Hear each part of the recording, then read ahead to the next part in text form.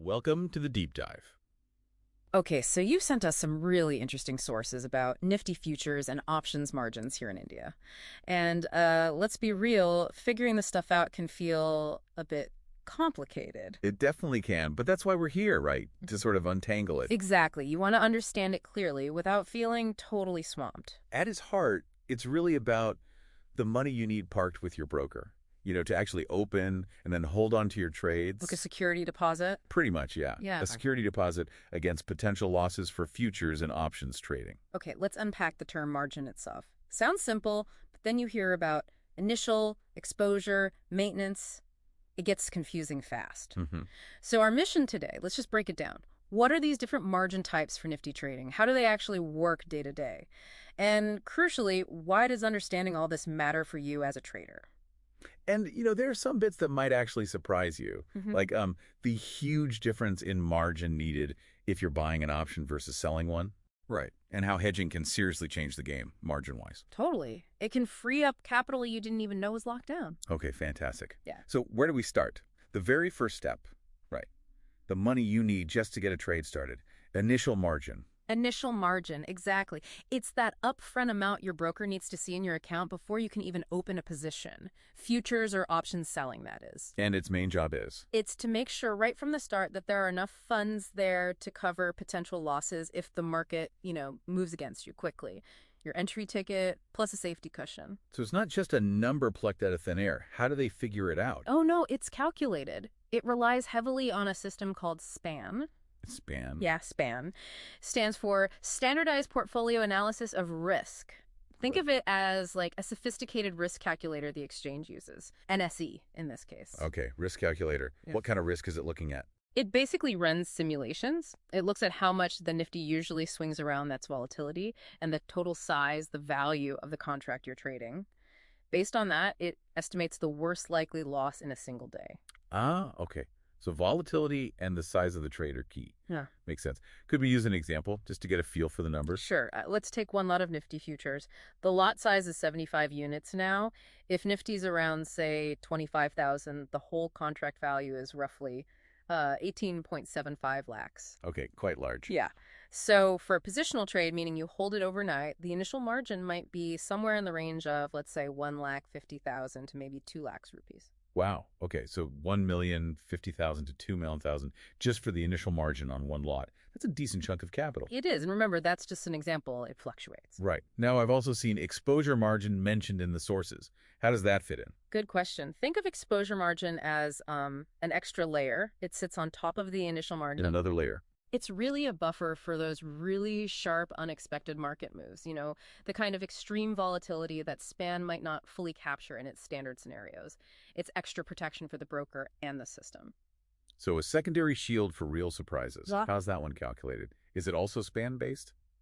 No, this one's usually simpler. It's often just a fixed percentage of the total contract value. Okay. That percentage, maybe 2%, maybe up to 5%, is set either by the exchange or sometimes by the broker themselves. Right. So back to our Nifty futures example. Mhm. The 18.75 lakh contract value. What would a typical exposure margin be? Well, if we use, say, 3% as an example, 3% of 18.75 lakhs is around 56,250. Okay. And that 56,250 gets added to the initial margin, the span-based one. So the total upfront cost is initial plus exposure. Got it. Exactly, for futures and option selling. Okay. Initial to get in, exposure for extra safety. What about maintenance margin? That sounds important for keeping the trade open. Extremely important. Maintenance margin is the minimum level your account balance needs to stay above to keep your positions active, especially if you're holding them overnight. The minimum level. Yeah. And if it drops below that, That's when you get a margin call. which is basically the broker saying you need more money. Precisely. If losses on your trade eat into your account balance and it falls below the maintenance level, they'll call you. You either need to deposit more funds quickly or, Or they close your position for you. yes, they might have to liquidate your position to stop further losses and bring your account back above the required margin. The maintenance margin is always set lower than the initial margin, but crossing it triggers that action. So if the initial margin was, say, $1,050,000, what might the maintenance margin be, just as a rough idea? It could be something like maybe 1,020,000. So if your account equity dips below that 1.2 lakh mark, expect that call. Okay, that really clarifies the different thresholds. Now, something that might offer some relief. Intraday margin, I hear it's lower. It usually is, yes. Intraday margin is specifically for trades you open and close within the same day. Why lower? The logic is simple. The risk is lower. You're not exposed to overnight gaps or major news events hitting while the market's closed, since the position will definitely be closed by the end of the day. The broker requires less security upfront. Exactly. So intraday margins can often be, 50% or sometimes even less than the standard positional margins. That sounds attractive, but there's a catch. The big one. You must square off your position before the market closes. There's usually a specific cutoff time set by the broker. For Nifty, it's often around 3:2 p.m. And if you forget or can't close it in time, Then the broker system will usually automatically close it for you. And they might charge you extra brokerage or penalties for that auto square off. right, so discipline is key. Comparing the numbers then, for that one Nifty futures lot, positional was 1.5 to 2 lakhs. What about intraday? For the same lot, intraday margin might be more in the range of, say, 80,000 to 1,000. Wow, okay, that's a huge difference, almost half. It frees up quite a bit of capital during the trading day for sure. Definitely highlights how your trading style, day trading versus holding, directly impacts how much cash you need. Okay, let's switch gears to options. Buying versus selling. Very different beasts, right? How do margins reflect that? Hugely different. When you buy an option, whether it's a call or a put, your maximum possible loss is fixed. It's limited to the premium you paid for that option. You can't lose more than what you paid to get in. Exactly.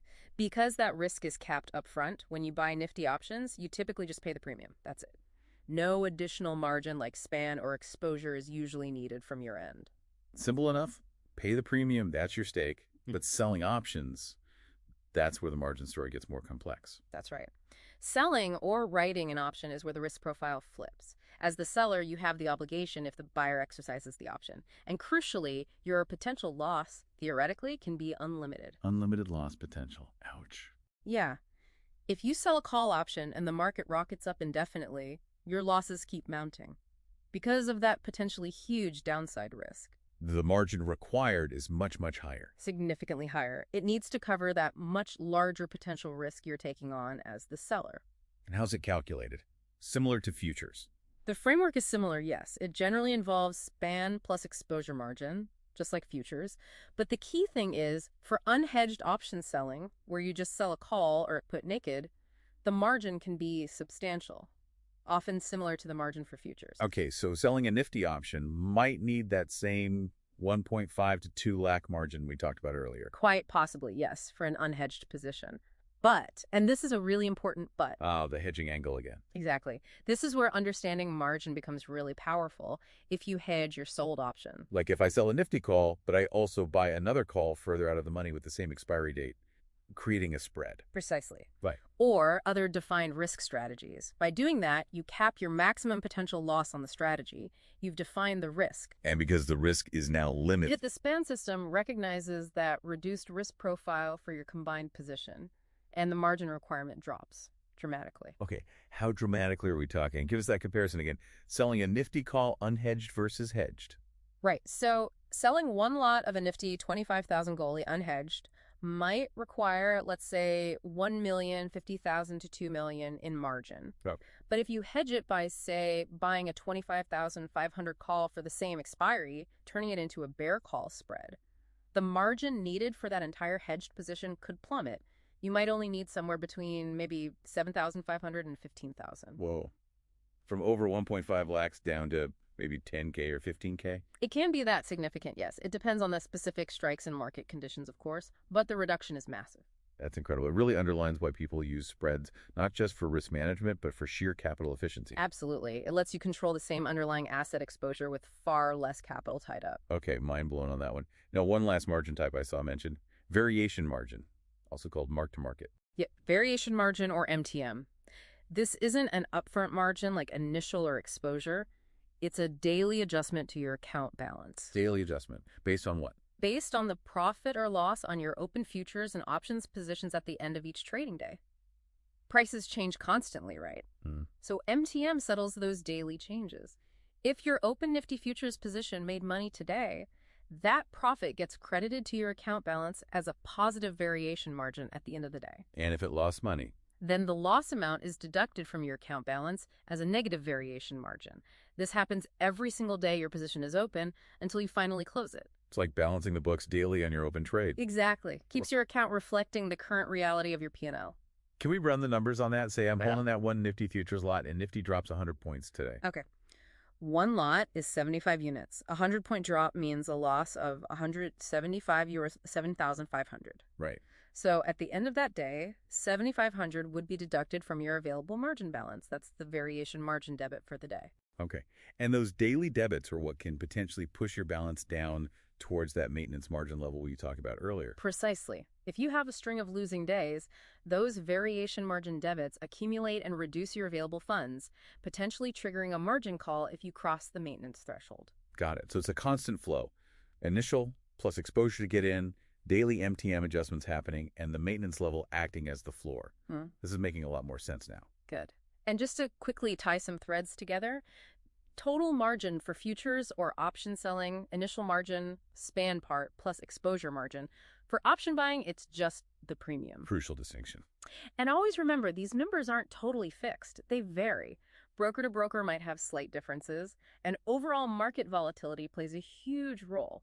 If the market gets choppy, expect margins to go up. So always check your broker's margin calculator before trading. Always. It's the most reliable source for the exact figures you'll need at that moment. And you mentioned the SEBI rule changes in 2024, increasing the Nifty lot size to 75.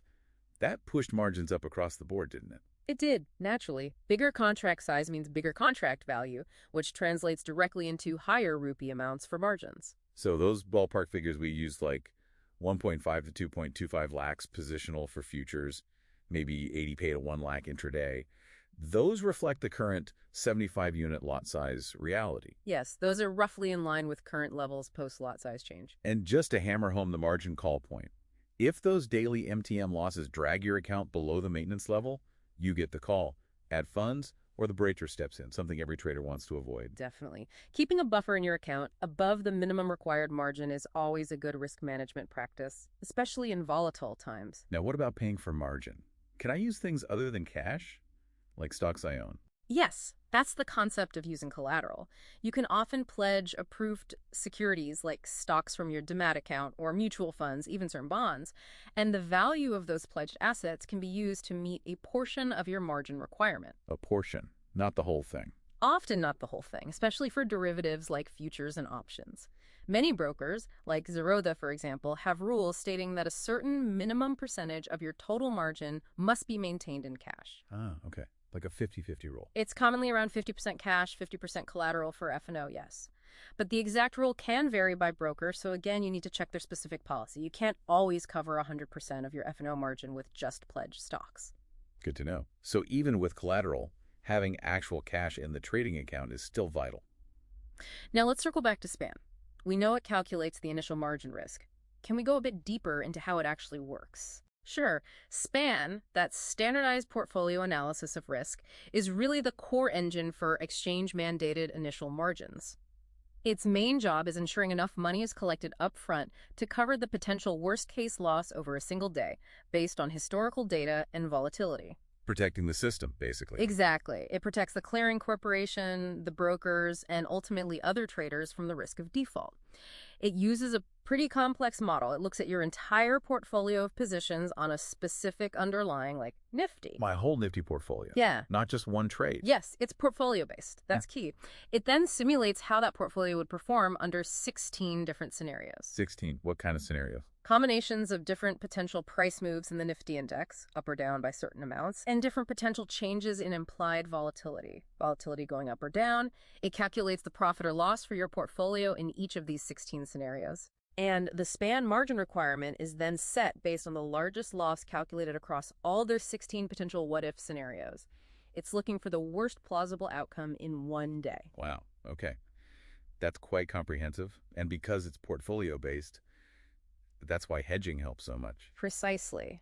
If you have a position that loses money in one scenario, like a sold call if Nifty goes up, but another position in your portfolio makes money in that same scenario, like a bot call further out, SPAN sees that offsetting effect. The net loss for your portfolio in that scenario is smaller. So the overall worst-case loss across the 16 scenarios becomes much lower for a hedge portfolio. Exactly, leading to a lower SPAN margin requirement. It rewards sensible risk management within the portfolio. And this span calculation, it happens daily. Yes, SPAN margins are dynamic. The exchange recalculates them at least once a day, sometimes more often if markets are extremely volatile based on the latest prices and volatility levels. So for Nifty Futures positional, what percentage of the contract value does span typically represent? Usually in the range of 6% to 8% of the contract value. So on that 18.75 lakh contract, SPAN might be around 1,012,500 to 1,050,000. Remember, that's just the SPAN component. Right. And then exposure margin gets added on top to reach the full initial margin. Correct. Total initial margin, SPAN margin plus exposure margin. And for Nifty options, said buying is just premium, selling unhedged. Selling unhedged options, the SPAN requirement is often similar in magnitude to futures because the risk profile is similar initially, but again, hedge it, and that SPAN component for the combined spread position drops significantly. Okay, and just to be clear, it's the NSE, the exchange, that calculates SPAN, not my individual broker. That's right. The NSE runs the SPAN calculations using their standardized methodology and provides the margin files to all the brokers. The brokers then apply these requirements to their clients' accounts. It's a centralized, automated process. And those 2024 SEBI rule changes we mentioned, they impacted SPAN too. Yes, mainly through the increased lot size, which increased the contract value and thus the rupee value of the calculated SPAN percentage. Also, there were some tweaks to how spread margin benefits work, especially near expiry day, which might mean slightly less margin relief for certain spread strategies right at the end compared to before. Okay, so summarizing SPAN, it's the exchange's risk model, looks at 16 scenarios, calculates the worst case one-day loss for your portfolio. It's dynamic portfolio based, so hedging helps, and it forms the core of the initial margin to which exposure margin is added. You've got it. It's complex under the hood, but its purpose is clear. Risk management for the whole system. So pulling all this together for someone trading Nifty F&O, what are the absolute must-knows about margins? Okay, key takeaways. 1. Know the different types, initial, SPAN plus exposure, maintenance, intraday variation, and the big difference for option buying versus selling. Right. 2. Understand that SPAN is the core risk calculation from the exchange. 3. Realize how much hedging, especially for option selling, can drastically cut your margin needs. Huge capital efficiency point. 4. Always keep a buffer for variation margin, MTM. Don't trade right up to your minimum required margin. Daily losses can catch you out. Good advice. And 5. Your broker's margin calculator is your best friend. Check it regularly, especially before placing trades, as requirements change with volatility. Excellent summary. It really feels less like a black box now. Understanding these layers, initial, exposure, maintenance, MTM, and how SPAN assesses risk, plus the power of hedging. It empowers you, doesn't it? It absolutely should. It's not just about having enough money. It's about using that capital intelligently and managing your risk proactively. Knowing the margin implications of different strategies is a big part of that. This has been super helpful in demystifying nifty margins. Thanks so much for breaking it all down. My pleasure. Knowledge is key in these markets. So, for everyone listening, as you think about the margins we've discussed, how they shift with volatility, how they differ for futures versus options, buying versus selling, intraday versus positional, here's something to chew on. How could really internalizing these margin dynamics actually change the way you approach strategy selection or think about risk in the nifty markets? Yeah, maybe it makes you consider spreads more seriously, or perhaps adjust your position sizing based on